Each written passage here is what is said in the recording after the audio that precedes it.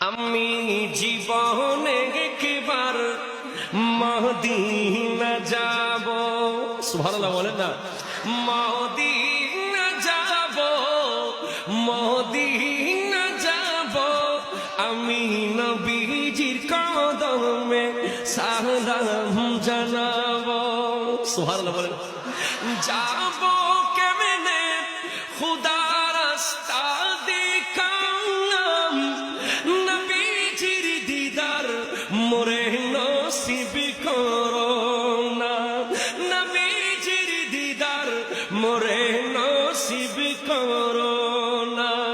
জান্নাতেরি টুকরায় আমি, বেহেশতেরি টুকরায় আমি নামাজ আদায় করিব, আমি এবার